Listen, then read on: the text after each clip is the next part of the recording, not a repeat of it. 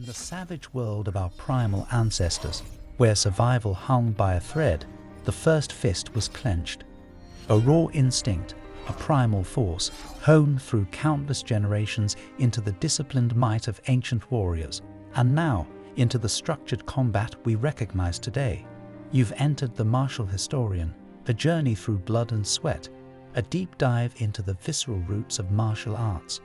Today, we're going back to where it all began, to unearth the gritty birth of martial arts, born out of sheer survival and brutal combat.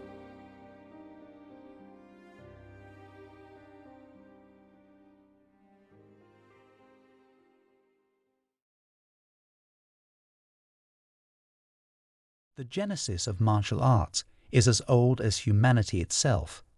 Early humans had to fend off wild animals, hunt for food, and occasionally face human adversaries. Survival was the crucible that first shaped the martial arts. Around 2 million years ago, our hominid ancestors, such as Homo habilis, began crafting tools. Some of the first were sharp stones and sturdy sticks, used primarily for hunting and protection. The stakes were high. A successful hunt meant food for the tribe. A failed one often implied danger or even death. So they started developing strategies, coordination, and tactics to increase their chances of survival. These were the first crude forms of martial techniques, born out of necessity. But hunting wasn't their only concern. The wild was full of predators, and other human tribes could also pose a threat. Combat skills became essential for self-defense. Early humans had to learn how to use their weapons effectively and how to turn their bodies into weapons. Punches, kicks, grapples, all began taking form. Through countless generations, these improvised survival techniques began to evolve. They transformed from erratic flailing of limbs and weapons to more controlled, deliberate actions. Over time, humans began to understand the importance of strategy, of technique, and of the mental strength needed to face an adversary. In essence, the need for survival was the birthplace of martial arts. These primal combat techniques paved the way for the diverse, intricate, and disciplined martial arts forms we see today.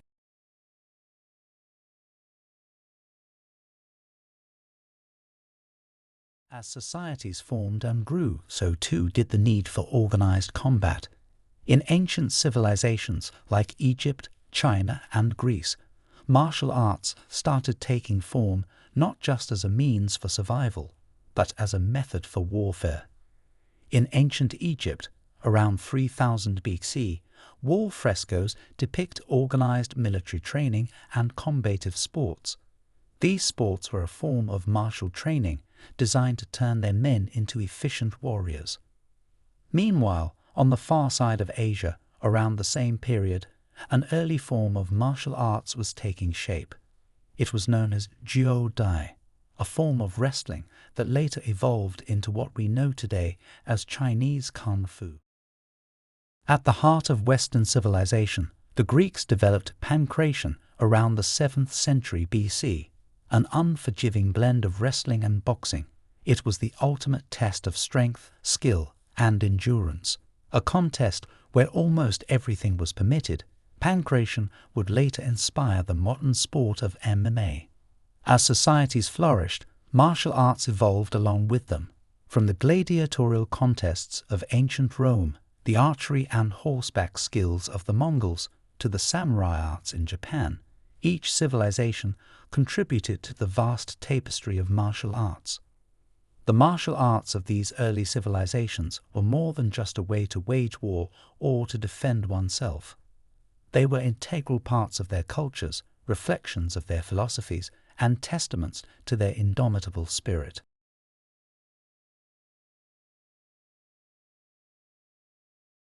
From the battlefields, the martial arts journeyed into the heart of societal structures. They became not just about combat, but also discipline, self-improvement, and even spiritual development. Take the Shonan monastery, for example, born in the cradle of ancient China. Here, martial arts weren't just techniques of combat, but a form of spiritual practice. Monks trained in Kung Fu not just to defend the monastery, but as a path towards spiritual enlightenment. In feudal Japan, the samurai embraced Bushido, the way of the warrior. This wasn't simply a combat style. It was a code of conduct emphasizing virtues like loyalty, honor, and personal discipline. The sword wasn't just a weapon for the samurai, but a tool for character building. In ancient India, martial arts like Kalarippayattu didn't just teach one to fight. They integrated Ayurveda, yoga, and meditation to promote overall well-being. Combat training was a journey towards achieving a perfect balance of body, mind, and spirit. These ancient disciplines set the foundation for how martial arts are perceived and practiced today. Modern styles, whether they are karate, judo, taekwondo, or Brazilian jiu-jitsu, carry on the tradition of integrating physical discipline with mental fortitude. Thus, martial arts transformed from pure combat techniques into a vessel for personal growth and self-discovery. They transcended the realms of physicality to touch the spirit, creating a holistic approach to self-improvement.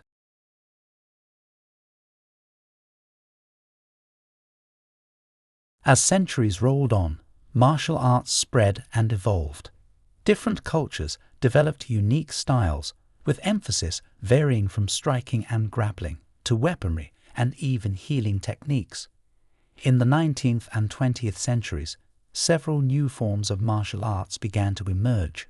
For instance, judo was developed from jujutsu, with an emphasis on throws and pins. Karate, which translates to empty hand, combined Chinese Kung Fu with local Okinawan fighting techniques, focusing on striking methods. In the mid-20th century, martial arts began to permeate global pop culture, thanks to film and television.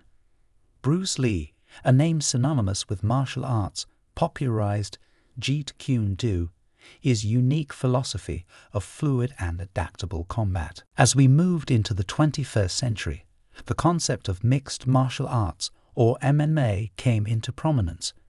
Originating from contests like Vale-Tudo in Brazil and inspired by ancient Greek pankration, MMA brought together various martial arts styles in a sport that tests both the striking and grappling abilities of its practitioners. And yet, the evolution of martial arts wasn't solely focused on combat. They also branched out to promote health and healing. Tai Chi, for instance, emphasizes slow, flowing movements for meditation and physical wellness, embodying the Chinese philosophy of balancing yin and yang. Today, martial arts have become a global phenomenon. They are not just about fighting, but also self-improvement, competition, and even artistic expression. From the primeval landscapes of our early ancestors to the martial arts dojos that scatter our modern globe, martial arts have been an integral part of the human story. They've transcended their origins of survival and combat to become a testament of human discipline, culture, and spirit. Whether in the form of the serene movements of Tai Chi, the disciplined strikes of karate, the grappling mastery of jiu-jitsu, or the combined techniques of MMA, martial arts represent our never-ending pursuit of personal growth, resilience, and harmony. Every punch, every kick, every grapple carries with it echoes from our distant past, shaped by the crucible of survival, molded by centuries of tradition, and carried forward by the enduring human spirit. Join us next time as we continue our exploration, delving deeper into the martial world's intricate tapestry. We'll uncover more about the philosophy, the masters, and the evolution of various martial arts forms. If you enjoyed this journey through the history of martial arts, make sure to hit the like button. Share this video with fellow history enthusiasts and martial arts practitioners. And don't forget to subscribe to The Martial Historian for more exploration of martial arts' fascinating past. Until then, keep exploring, keep training, and keep the spirit of martial arts alive.